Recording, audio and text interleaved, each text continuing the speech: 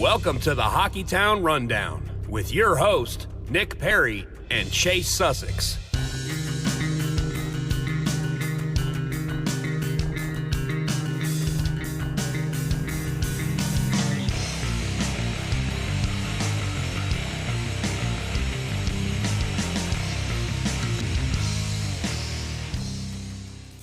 Hello, everybody, and welcome to this week's episode of the Hockeytown Rundown. I am joined, as always, by my excellent co-host, Mr. Nick Perry, and I am ready to dive into this week's episode. There's a lot going on. It's been a little bit of a slow week, but I think I'm still ready to dive right in. You ready to go, Nick? Ready when you are, my friend. All right, awesome. So we're gonna start off with a little bit of news and notes. News and notes from around the league. So for the Red Wings, we have some big returns and some new debuts for the Red Wings. Mike Green has returned to the lineup after, due to an illness, he missed some time, and he is now ready to come back. He's been practicing with the Red Wings, and he is now ready to go. He's back in the lineup and should be a big boost to that Red Wings defense. Absolutely. I'm, for one, very excited to see Mike Green back on the ice. He contributed a lot to the Wings last year, so I'm hoping he can come back and get a jump start on what he left off on last year. Yeah, I mean, that's going to be great. I've seen some projected lines, and it looks like he's going to be paired up with our young defensive breakout, Mr. Dennis Cholowski. So that will be very exciting for him.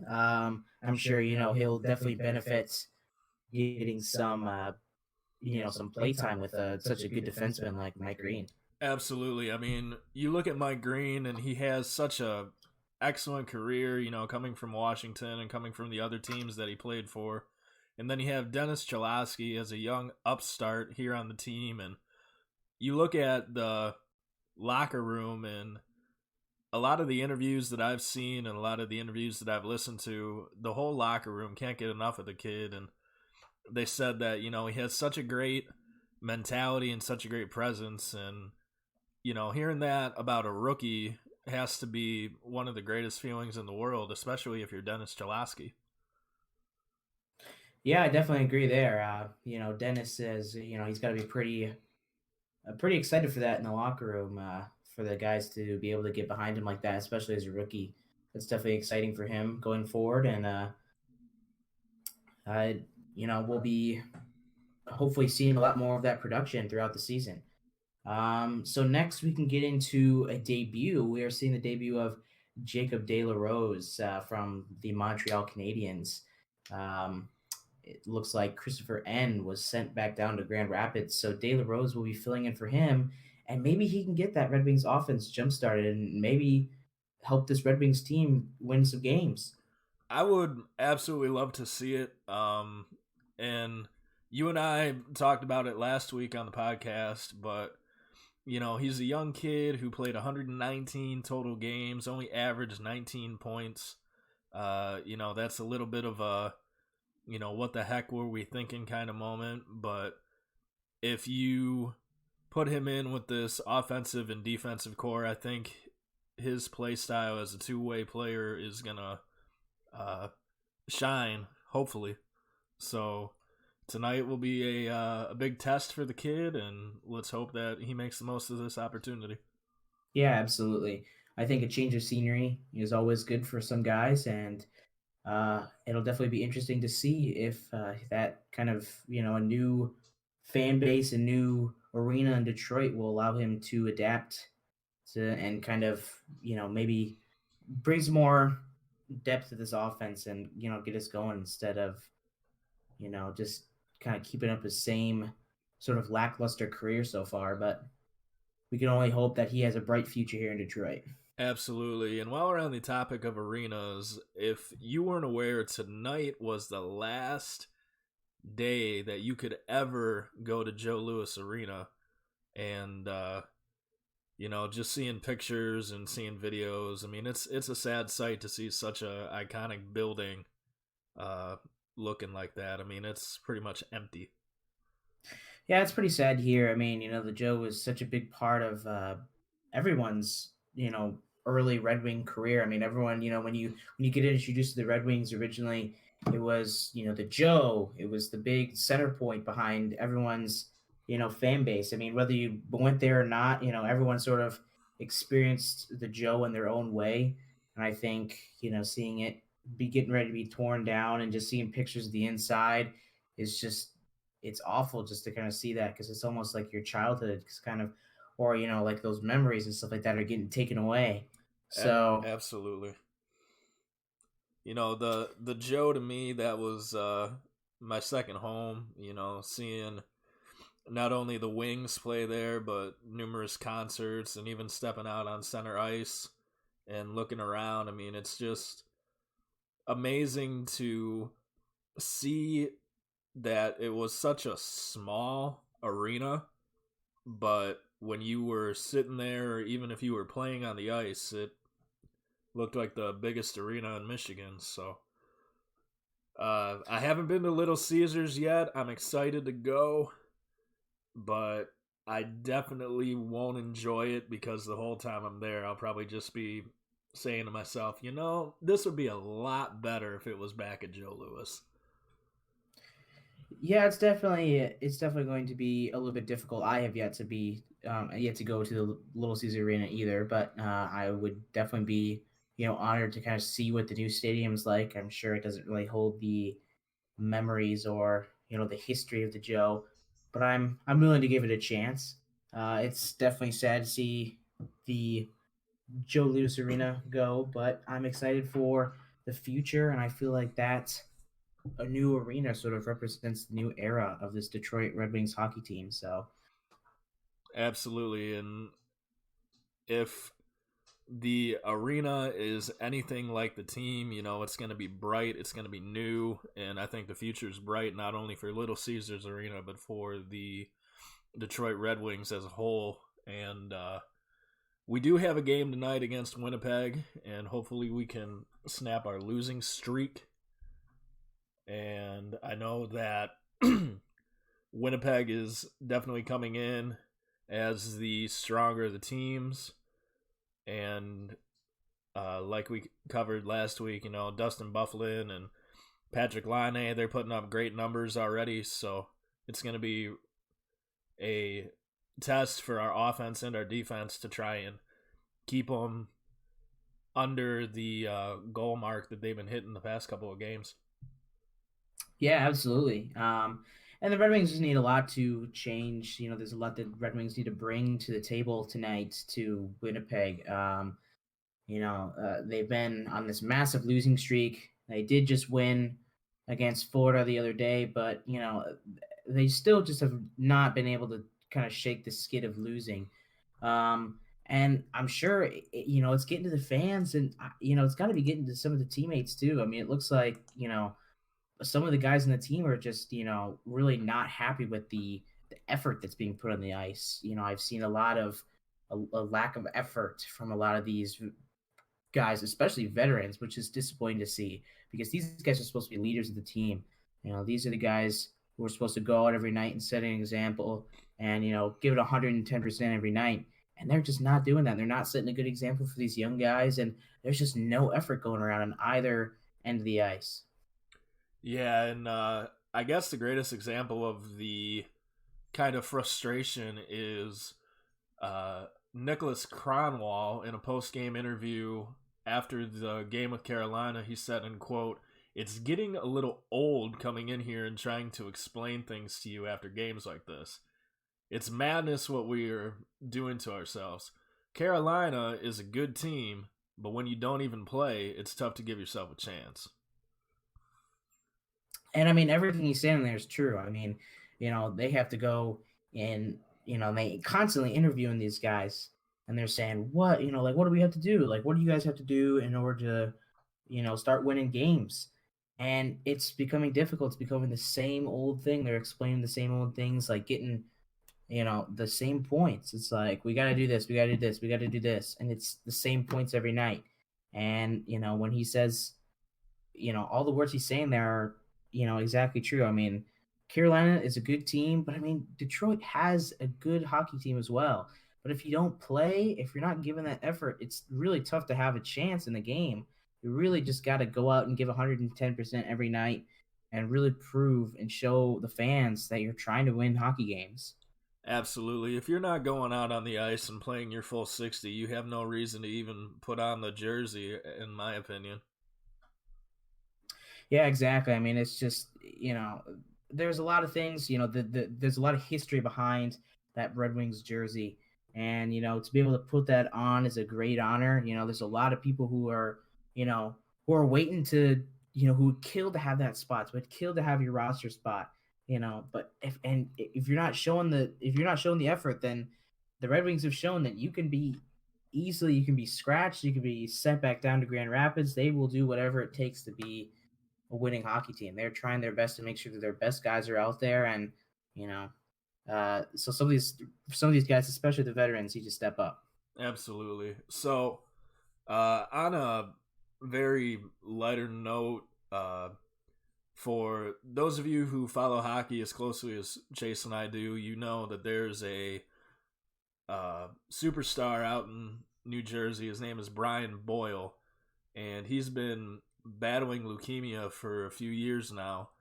And leukemia is a part of my life too. Unfortunately, my brother just lost his battle with it, but hearing this definitely made me smile a little bit and brought a tear to my eye. But Mr. Boyle has fought and won against leukemia, and he says that his cancer is now in remission, and he's looking forward to getting back out on the ice as soon as possible.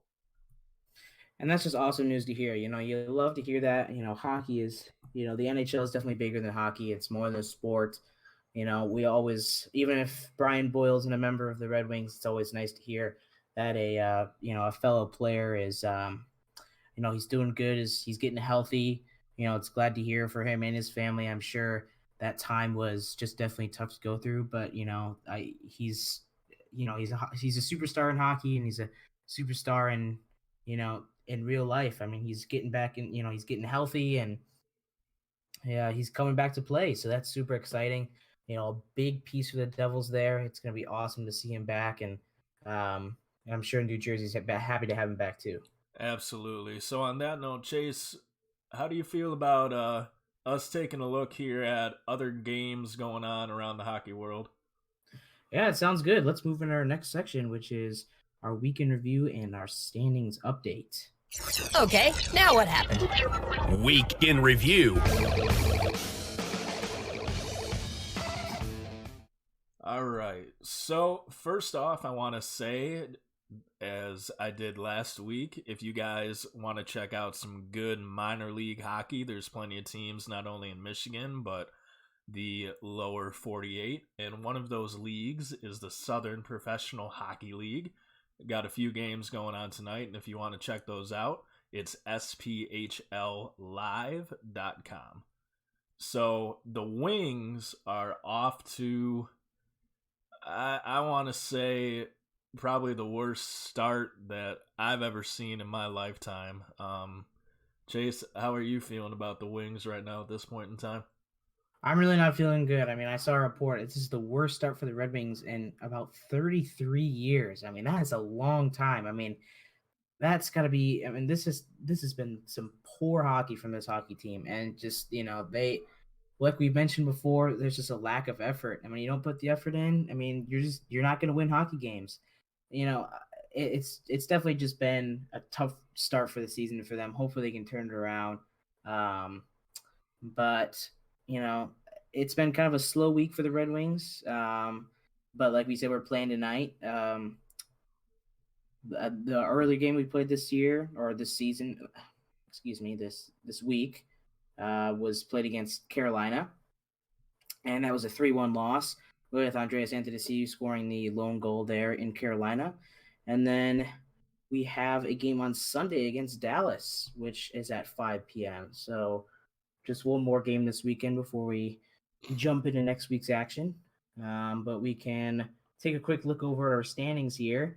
Again, the Red Wings have a lot of catching up to do here, with Toronto still at the top with 12 points, Tampa with 11, Montreal with 10, Boston with 10, Buffalo with 10, Ottawa has 9, Florida has 5, and the Red Wings are at the bottom of the barrel with 4 points. Yeah, it's very disappointing to see such a storied franchise, look bottom of the barrel and 4 points. And it brought up an interesting topic of conversation that I had before we started this podcast. Do you feel that the dead wing era is coming back? It's quite possible. I mean, this has got to be the worst start since that era. I mean, that's just, we and unfortunately it's just a tough time, and it's quite possible that we could definitely see that kind of era come back. And we definitely don't want that for our franchise. We obviously want just a quick time war on that rebuild. We want to make sure it's quick, but it's also thorough at the same time. We just want to make sure that this team is fully ready to start winning games, but hopefully it won't take too long before they're back in the win column in that playoff conversation. Absolutely. I'd hate to say anything about the Dead Wings because I know that was a very, very dark time to be a Detroit sports fan, but all teams go through it, and hopefully we don't have to go through it for that long. Yeah, exactly. We can only hope. All right, so I think we can transition to our next section, which is Wings Up, Wings Down. Wings up, wings down. This is definitely an exciting segment for us this week. I think we've got some, we got some really good players in here, man. Some not so good ones either. So we can start off with our first player in our Wings Up section, which is Andreas Athanasiou. Yeah, I mean, he is on a tear right now, and I know that's kind of speaking real highly of him, but I can't get enough of this kid. He's probably the second speediest person on the ice other than Dylan Larkin. I mean, you get the puck on his stick, and he's just by you no matter what. He scored the Wings' only goal in the loss to Carolina, and honestly, it was a beautiful goal if you really looked at it and looked at the film. He's second on the team in goals with 3. He's third in points with 5, and he's showing a lot of improvement from last year.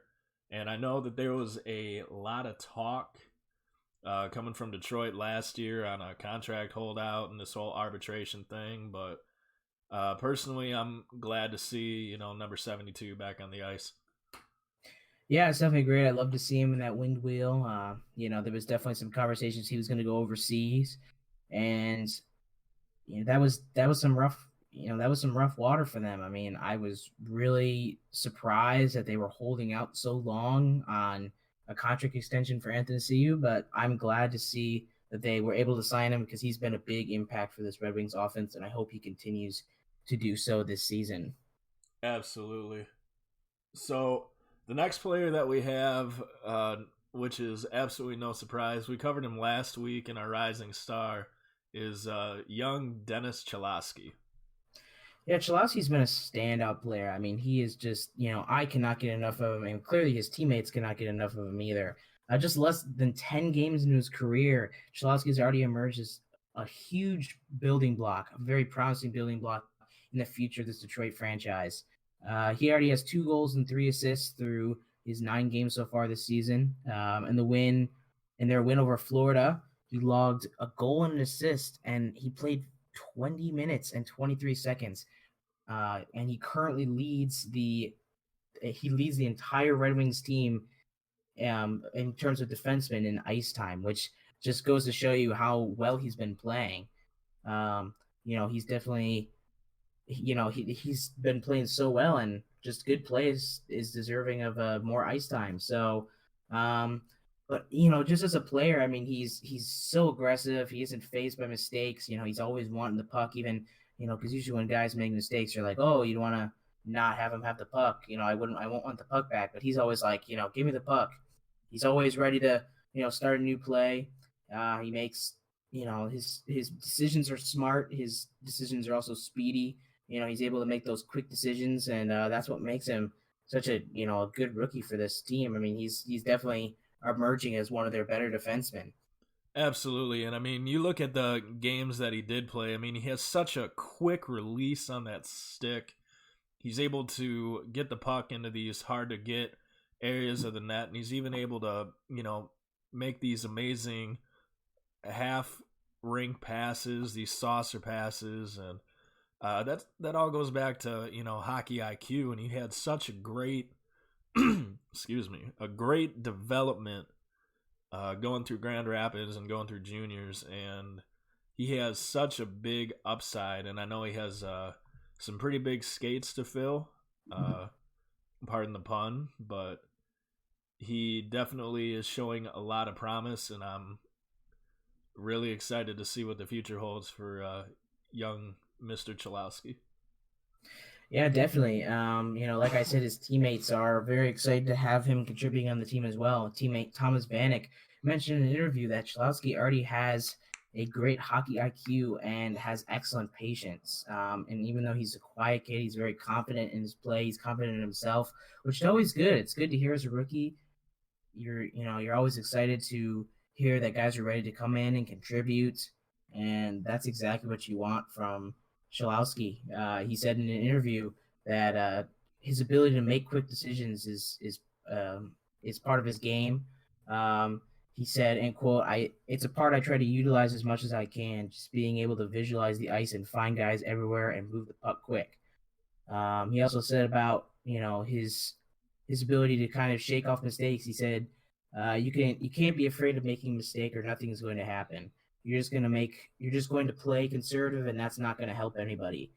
You have to be able to try and make those plays, and sometimes they're not going to work. We have to deal with that, and that's just definitely such a good mentality. He's got such a high hockey IQ according to Thomas Vanek, and he's got a good mentality going forward, which is such a good thing to hear for a kid as young as him. You can definitely see a future leader on defense there for the Red Wings. Absolutely. I mean, he reminds me a lot of Nicholas Lidstrom. I mean, Lidstrom went out on the ice every night, and he wasn't afraid to, make those stupid plays and, give the puck away, because he was always ready to get right back on defense and stop a, breakaway or stop a chance in front of the net. And, he was such a core staple to the defense at that time, and I really think that Chalowski has a little bit of Lidstrom in him, and I really hope that he can pull that out a little bit more and keep making the plays that he's doing, because the Wings as a whole, they're very exciting as a team, and the future of the team definitely is going to be headlined by Dylan Larkin, Andreas Anthony, and I can definitely see Dennis Chalowski fitting in there, no problem at all. 100% agree with that. Super excited for the future for that kid. But now we're going to have to transition into some Red Wings who just did not play very well this week. It's a little disappointing to see some of these guys in this list, but our first Wings down is going to be Anthony Mantha. Yeah, and I'll just say this. Where is Anthony Mantha? Obviously not the same player that I'm used to seeing on the ice anymore. I don't know what happened to him. I don't know if, he broke up with his girlfriend, or, he stubbed his toe before getting out on the ice. But this is kind of embarrassing to see from the young gun here. Yeah, it's definitely just not, what you're expecting from him. I mean, and, Coach Blashless kind of commented on this, and he said, it's not out of the ordinary. I mean, he struggled a little bit last season to get going, and it's just really unfortunate to kind of see that. This is a big piece, or this is supposed to be a big piece of this Red Wings offense. He was supposed to be a big contributor. I mean, big in his size and his scoring ability, but he just has not shown that ability at all to even make any kind of impact on offense. Entering Carolina on Monday, Mantha was at a team worst minus 12 in plus minus, and he had only recorded 3 points. He's dropped down the line, and it might be one of those things where would it be smart for the Red Wings to maybe sit Mantha and maybe help give him a healthy scratch and kind of give him a little bit to, reset his mentality and get readjusted? I think about it this way. If your experienced players aren't playing the way that you expect them to, because in hockey, you definitely hold the more seasoned guys to a higher standard. And if they're not playing to the standards that you set out for them, then yeah, you got to sit them. You got to hammer down that point that if you're not going to play to these high standards, we're going to get someone younger in here who, is killing for the roster spot, killing for the ice time, and we're going to show you that this is what happens when you don't do your job. Yeah, I definitely think that's definitely a big piece there. I think that maybe it would be beneficial. I also think it would be beneficial for our other player on our wings down section, which is Justin Abdelkader. I mean, he has just not been playing well. I mean, he's just been absolutely absent from the offense. He has been taking costly penalties. Most importantly, that goaltender interference call that took away Michael Rasmussen's first NHL goal. He's just not representing that A on his jersey very well right now. He's got some high standards set as an alternate captain, and he really just is not. He's not performing those standards at all. He doesn't have any desire to go out and make plays. Like we said earlier, he just has showed no effort whatsoever. And maybe the Red Wings need to sit him too. Maybe he needs to be someone who they consider, sitting down on the bench and saying, "Listen, you got to earn your play time, and you're not setting a good example for some of our young guys." I mean, I think it would definitely be a wake up call for him and some of the other rookies on the team as well.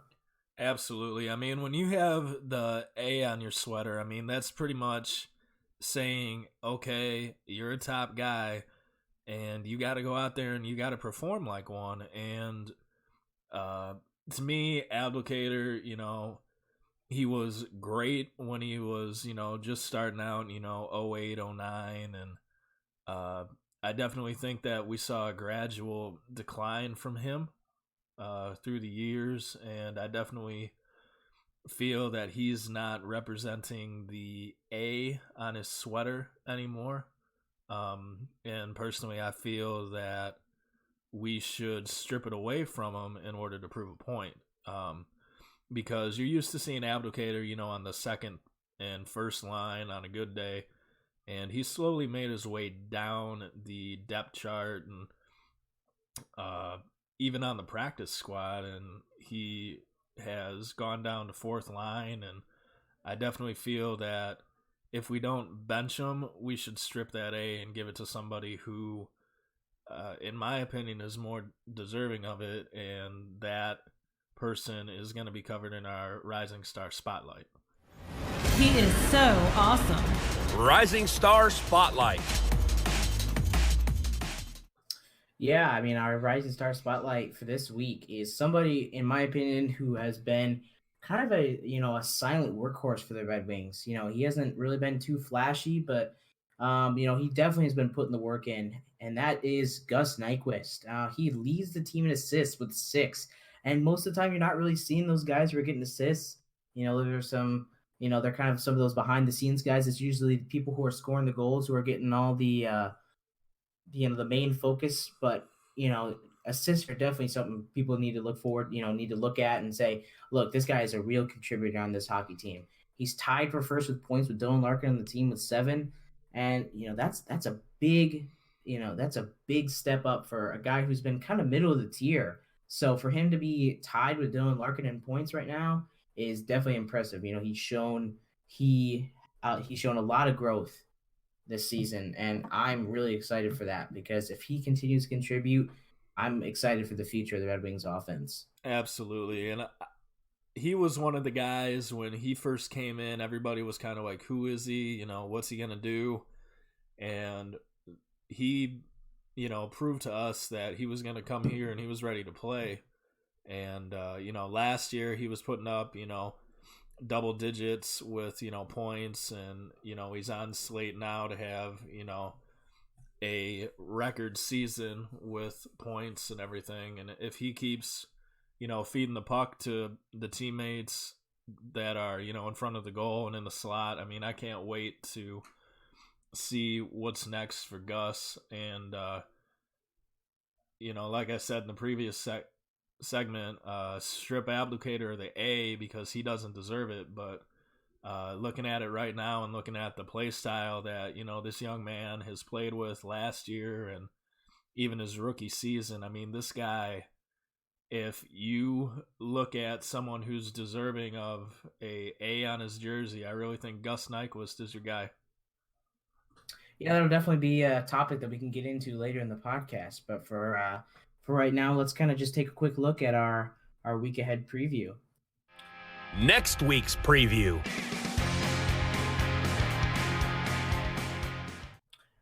So tonight we have a game. We have a game that'll be against the Winnipeg Jets at 7:30. That should be, like we said, a shootout for the Red Wings tonight.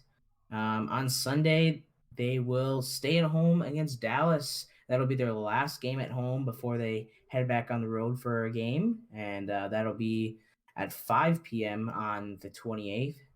Then on Tuesday, October 30th, they'll head over to Columbus and they'll play the Blue Jackets at 7 p.m.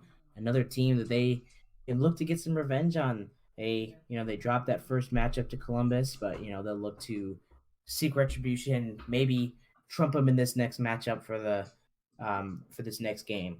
Then on Thursday, on November 1st, we have another home game against the New Jersey Devils. As we talked about earlier, Brian Boyle will be hopefully in the roster for that game after coming back from fighting leukemia. So that'll be exciting to see him on the ice during that game. And then on Saturday, the November 3rd, the Red Wings again will play at Little Caesars Arena against the Edmonton Oilers and Mr. Oh-so-scary Connor McDavid at 7 p.m.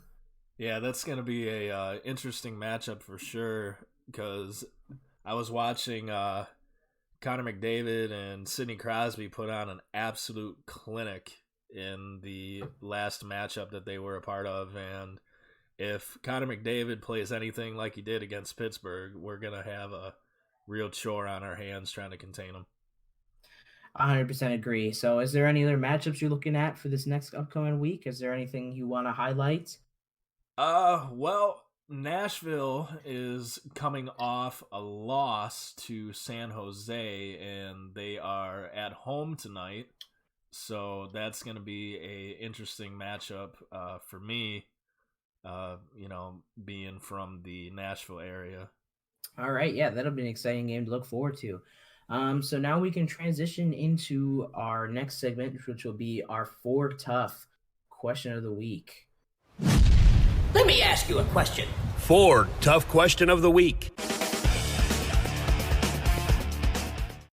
All right, and our question today is a controversial one we talked about a little bit earlier in the podcast.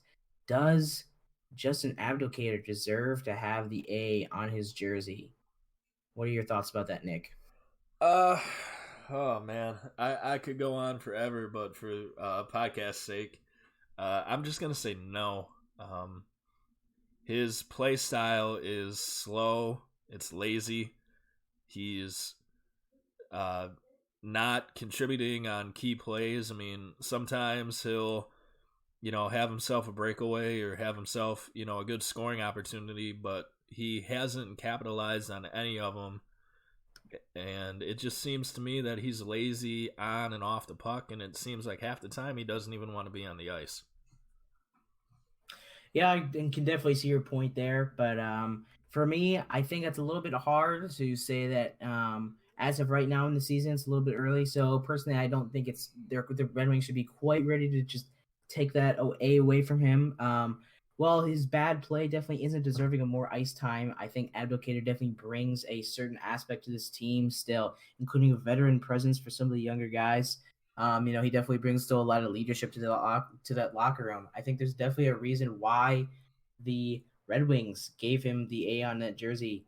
And he may not be showing the ice right now, but I just don't think a rough start on offense for the season is enough for me to remove the A from his jersey just quite yet.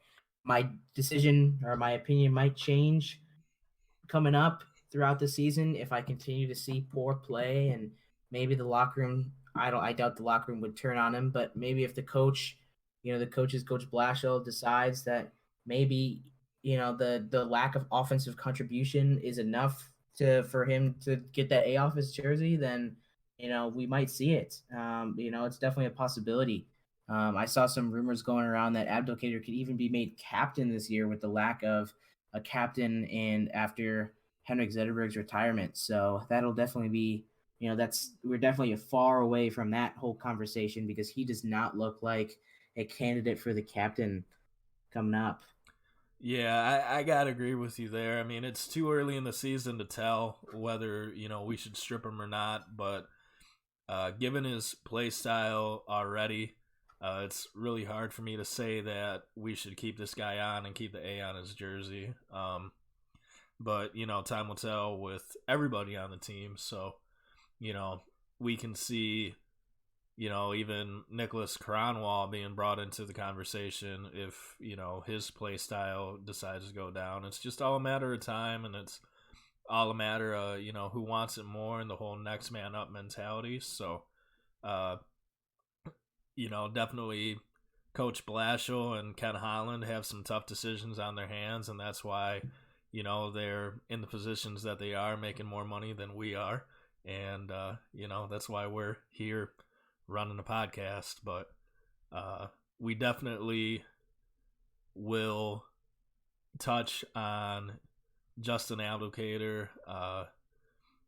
Probably let's give it about a month, and let's see if he improves in a month's time, and we can come back to this because I think definitely right now that's something that we can't really speculate too much on right now. So we'll give it about a month. We'll look at it, compare some notes, and we'll see if Mr. Abdelkader definitely deserves that A. Yeah, I think that'll definitely be a good conversation coming up. I think it's a good timetable for a little bit of just taking a close eye on him. He's definitely going to have the someone looking over his shoulder, I think, coming up. I mean, we definitely just got to keep a close eye on him, and we'll evaluate him at a future date. So that is, the questions that we come up with. But now we are going to answer a couple of questions that you guys, the listeners, have come up with. So now it is time to segue into our next segment, which is the mailbag. Mailbag.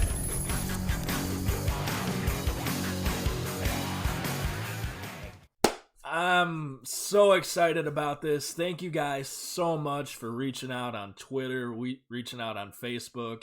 If you don't know, we are Michigan Sports and Entertainment. We do have Twitter. He's Chase Sussex. I'm Nick Perry on Twitter. My name is backwards, so it's Perry_Nick. But you can find us. We're on almost all the time. So if you guys ever have questions, comments, concerns, anything at all, do like these guys did, hit us up, and we'll get through as many appropriate ones as we can and read them right here on the air like we're doing right now. So, Chase, if you want to start this off, the floor is all yours. All right. So our first question is from our very own Braxton Crisp. He asks, is the leash on Blashill any shorter now than it was before the regular season started? I definitely think that his leash may be a little bit shorter, but I think it's still a little bit too early to tell. In the preseason, he looked very good. The coaching, during the preseason was excellent. They had a really good record in the preseason, but of course, that's just those games don't matter. It's just preseason. So now that they've kind of got off this rough start, he's sitting on the hot seat a little bit more, but I don't really think the Red Wings should make any big decisions yet. But he also asked the question, how much leniency does Blashill get given the injuries to the defensive starters? And I think we do see a little bit of leniency. I think we do need to get cut him some slack here and just say, listen, he's faced a lot of injuries this season. Unfortunately, there's nothing he can do about that. this team has just bit the injury bug. So unfortunately, there isn't really much he needs to do about that, or he can do about that. But they just need to adapt and just use that next man up mentality. And he needs to work with the players that he has. He has Mike Green coming back. So with some of these guys returning, some of these defensive guys who are returning from injury, once we get Jonathan Erickson and Danny DeKaiser back from injury, hopefully we will see the Red Wings start to get back on track. And then if with his starters back, he still isn't able to perform, maybe we have to kind of, give up on that leniency and say, hey, you've got all your guys back and, you're still not performing. We got to, there might need to be some moves that need to be made there. Absolutely. And for me, looking at Blashill, I mean, last year was definitely a year for him. He had some success and then, ultimately lost, some pivotal games. And this year, is off to a slow start, but I don't think you need to light the fire underneath him yet because it's still too early in the season. And I definitely feel that coaches, especially someone like Blashill, they take time to develop and get the right combination of guys down. But I definitely feel like Ken Holland is keeping a close eye on day-to-day operations. And personally, I feel like Blashill, he's making some good calls right now, definitely getting Jacob De La Rose in and getting, Mike Green back are going to be great boosts to this team. So let's hope that Blashill can keep on doing what he's doing. Because if he can't, then I definitely feel that change should come, and it should come quickly. All right, so let's move into our next question from Mr. Seth Berry. What will it take to convince us that the Red Wings are going in the right direction? That's definitely an interesting question, a very good question. Personally, I do think that the Red Wings are headed in the right direction. I don't really think there's much convincing that I need to have done, at least in my opinion. I feel like the Red Wings are making a lot of steps in the right direction, with Holland's drafting getting a lot better, especially with the drafting of Philip Zadina in the offseason. I think that was such a huge piece in the transformation of this franchise. I don't think, I think the rebuild was definitely a big part of this team. They definitely needed it. I wasn't someone who was necessarily against the rebuild. So I think going the rebuild was the right direction. And I do believe that this team has a bright future. So right now I'm convinced. I'm not sure if you have the same opinion as me, but let's see what you have to say, Nick. Well, from the get-go, I have a hockey player's mentality, so I'm a little biased on these things, but I will push my bias aside, and I will simply say that in any team, any league, I mean, you look at, the Cleveland Indians, you look at the Detroit Tigers, you look at the Boston Red Sox, or, any other team that has a storied history to it. They had good seasons, they had bad seasons, and eventually there comes a point in time where you have to stop everything and go from the ground up. And, that started with the Red Wings saying, okay, we want to move from Joe Louis to Little Caesars to kind of close the book on, that era of the Red Wings. The Yzerman era is over, the Zetterberg era is over, and we want to have a new arena for all the young guns who are going to lead our team. And I think that the Wings are going in an amazing direction with all the young talent they drafted and the young talent that they're developing. So to answer your question, I personally feel like the Red Wings are doing everything right. They're just not fully putting it together on the ice right now, but that'll come in time. All right, so we will move on to our next question from Dustin Whitehead, who asks, I should say, do we think that Jeff Blashill takes, um, do we think that Steve Eiserman takes over for the Wings at GM next season? I don't think we want Jeff Blashill at GM, but Oh, do absolutely we think not. but do we think Steve Eiserman will take over for the Wings at GM next season? Oh man, the universal question. Yeah, definitely. I mean, this has got a lot of controversy swirling around. We definitely heard a couple weeks ago that he stepped down from his general manager role in Tampa Bay, and that was definitely a big, a big point there that people are pointing out. And they're saying, "Listen, he's coming back to Detroit. He's getting closer to family. He's taking on an advisor role. His contract is almost up in Tampa Bay, with this season being his last year in his contract. So, is it possible that?" Uh, Steve Eiserman takes over as GM for Ken Holland, and I think my answer is it's quite possible. I can't necessarily give a definitive yes or no because I really don't know, but there's a lot of signs pointing to yes. I personally would love it to see Steve Eiserman back here in Detroit. He has shown that he is an excellent general manager.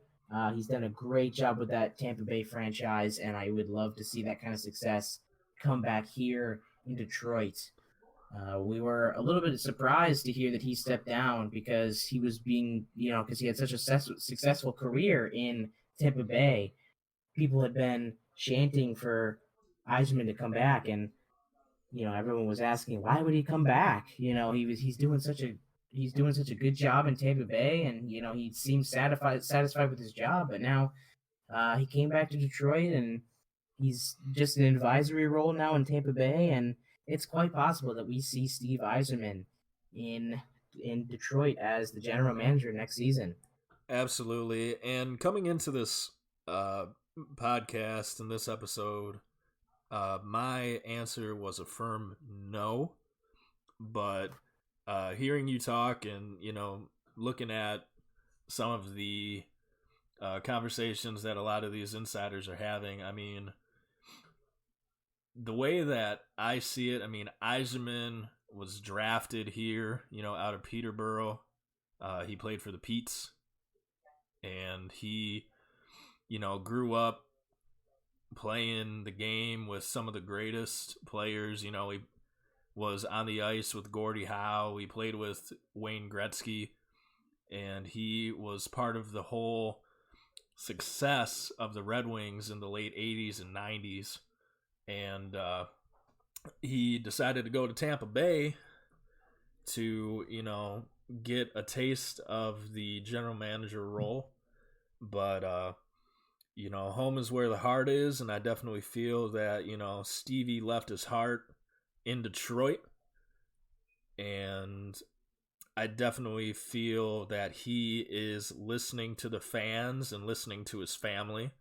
I know a lot of interviews years ago with his wife and his kids. They love Detroit, they love the culture, they love the people, and if he is really a man of his word, then he will do what's best for the family and come back home. And I'd definitely love to see him fill in the GM position because I feel that he can take some lessons that he learned in Tampa Bay with that franchise and bring them over here, and we can see the Red Wings maybe not be a Stanley Cup competitive team yet, but definitely a playoff team.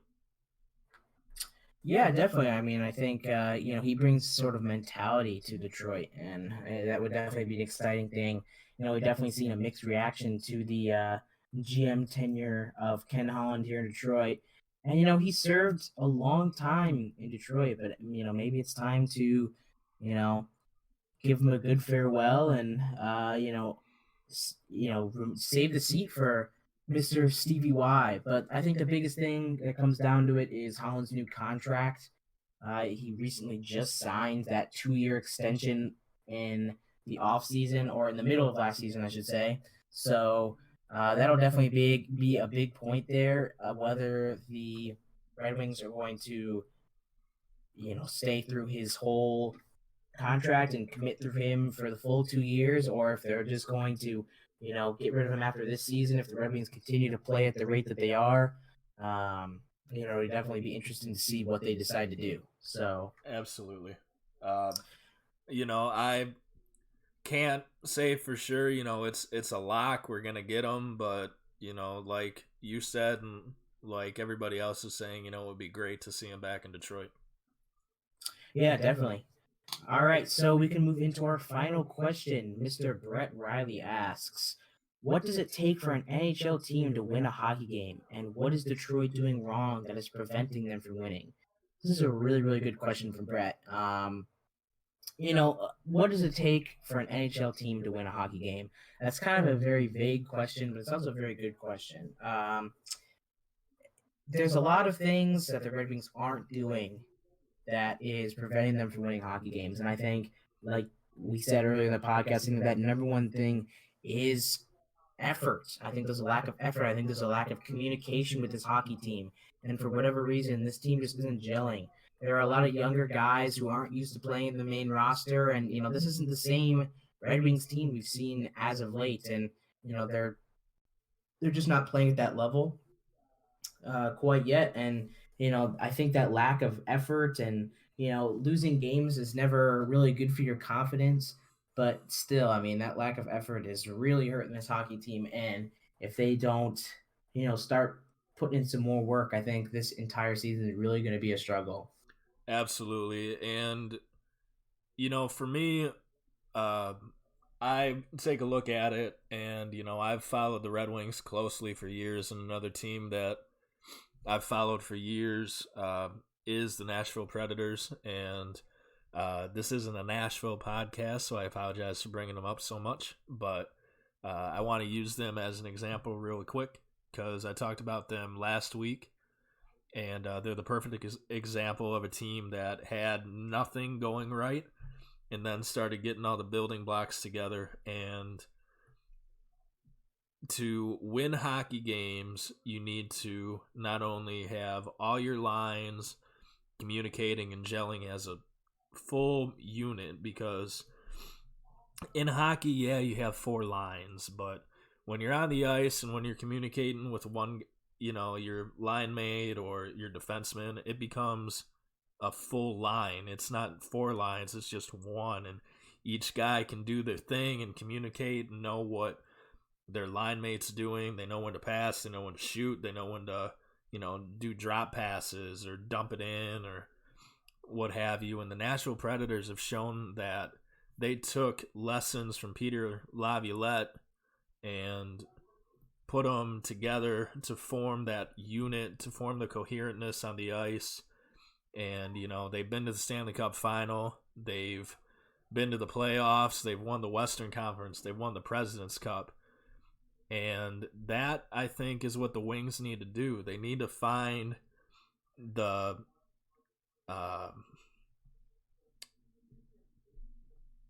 camaraderie, if I can talk. But they need to find the camaraderie between themselves and between themselves in the locker room to say, hey, this is what we need to do. We need to do it now. I want you to talk to him more. I need to talk to you more. We need to figure out where these passes are going, how these plays are going to get set up, where we're going on the ice, because we're making some stupid plays. We're giving the puck away. So once the Wings can talk amongst themselves in the locker room, on the ice, start making good play calls on the fly, start actually, dictating the game better from ice level, I think, then we'll start getting the pucks to the net. And then, that's the number one thing right now for the Wings, is they're just not getting pucks to the net. And I think that's, brought back to the whole communication thing. But if you can have your young guys and your veteran guys like Abdelkader, Cronwall, communicate with the young guys to where they all know what's going on at all times, then, the pucks to the net will happen, and eventually they'll start putting together these winning streaks because everybody is going to be confident because they all know what's going on. They're all comfortable with one another. And from the winning streaks, come the playoff runs, and from the playoff runs come the Stanley Cup. But, right now it's baby steps, and I think that the number one thing that the Wings are doing wrong is they're not communicating. Because, like I said, you have a bunch of young guys who need to earn their place, and you have a lot of veterans, and I don't know if it's the rookie hazing to where, hey, we're not going to tell you what the hell's going on, or we're going to go out on the ice and you guys fend for yourselves. I don't know if that's the case. I don't know if that's even the case in hockey anymore. I haven't played for years, but that's the way it was for me.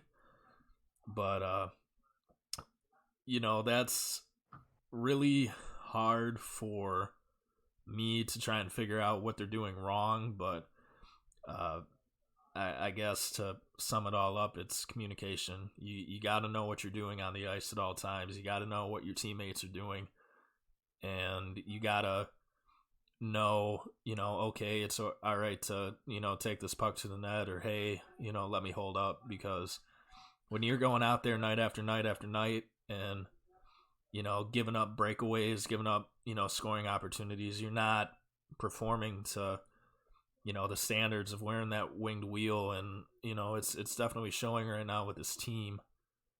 And I definitely feel that somebody needs to step up in the locker room and, kind of bust these guys' chops a little bit and just kind of wake everybody up. Yeah, I definitely agree with you there. I think this team is definitely a lot farther away than some other teams in terms of, playoff race. But like you said, baby steps, and we can only hope to get closer and closer every game. And, like I said, I think the future of this team is bright. Hopefully the future of this season is bright. Hopefully we can get a little bit more positive on these podcasts. But right. I actually just got a question emailed to me from the Detroit Red Wings fan page on Facebook. I can't give an actual name onto who gave me this question because it came as a group message. So to answer your question, the question being, at what point in time did the Red Wings start their decline? Was it when, Lidstrom left? Was it when Yzerman left? That's their question. And I wanted to hand that one off to you, Chase, because personally I don't know. And I wanted to get your thoughts about when you feel that the Wings hit their kind of downslope on everything. I feel like their decline would definitely sort of began when Pavel Datsyuk ended up leaving the team. I felt like that was sort of like the end of like an era almost. There were still a couple of pieces, but once that duo of Pavel Datsyuk and Henrik Zetterberg, kind of, ceased to exist on that hockey team, it was just unfortunate to see that. I mean, Pavel had a great career here, and I feel like, I feel like that was definitely the end of that era here in Detroit. I feel like that was kind of like that 2015 was when he ended up leaving the Red Wings, and that was like I think the main focal point of almost like, I shouldn't necessarily say the break apart of this team, but again, like I've said, the end of an era. It's when it was towards the end of the Red Wings playoff streak. And unfortunately, I feel like that's when sort of things came to an end. And it's honestly sad to hear about that, having it be so recently. But I think that 2016 area where, Pavel left the team, and, Zetterberg and Cronwell were really kind of left to be the last, remembrances of that era. I think that was definitely when this team started to go downhill. Yeah, that was definitely a tough time for Red Wing fans because, Datsyuk was, on track to possibly be the next captain and he was going out on the ice and putting out some amazing numbers and doing amazing things, being the Magic Man, doing all his Datsuki and Deeks.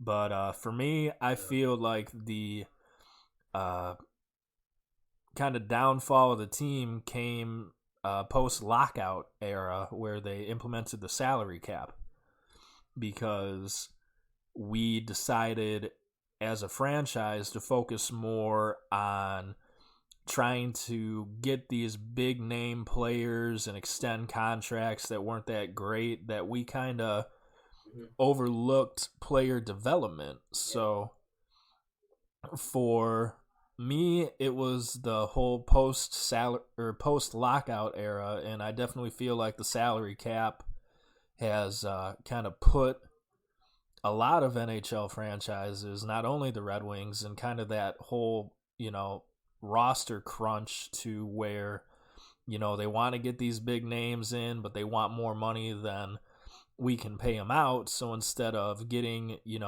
the players in who want to play for us, we're taking players that really shouldn't be here and, offering them, 4 or 5 year extensions, when we can go out and sign somebody who wants to play for a year, at, $1 million, $2 million cheaper. So, to me, that was the whole time period. I think that was late 2010, 2011, when the Red Wings kind of hit that bump in the road, but you didn't really see the full effects until the end of the playoff run.